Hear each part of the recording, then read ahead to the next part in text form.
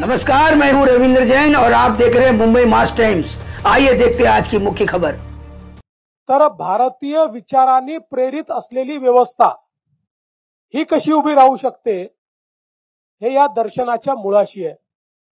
आणि म्हणूनच ज्याचा उल्लेख दीनदयाल शोध संस्थांच्या माध्यमातून स्वर्गीय आदरणीय नानाजी देशमुखांनी जो प्रकल्प उभा केला, त्या प्रकल्पाच्या माध्यमातून कशा प्रकारे शेतीच्या क्षेत्रामध्ये प्रयोग केले जाऊ शकतात, ग्रामजीवन कसं समृद्ध केलं जाऊ शकतं, या संदर्भात पंडितजींचे विचार प्रत्यक्षात आणण्याचं काम झालेलं आहे।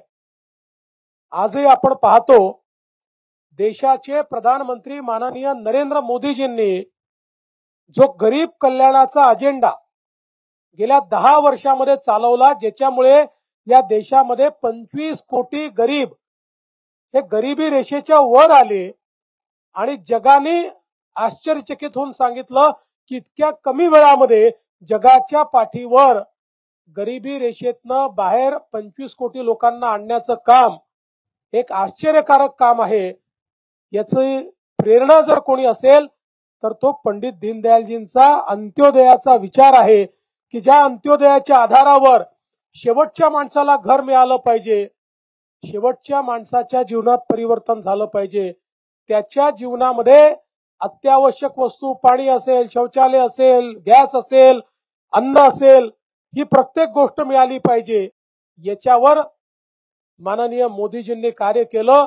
प्रत्यक्ष दीनदयालजींच्या विचारांवर काम करत आज विकसित भारताकडे भारताला नेण्याचं काम हे माननीय मोदीजी करता आहेत।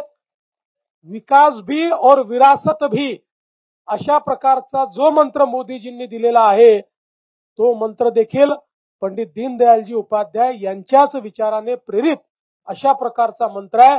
आणि म्हणून अशा प्रकारचे मनीषी असलेले, विचारक असलेले पंडित दीनदयालजी उपाध्याय, ज्यांनी आपल्या जीवनामध्ये कधीही बडेजाव आणला नाही,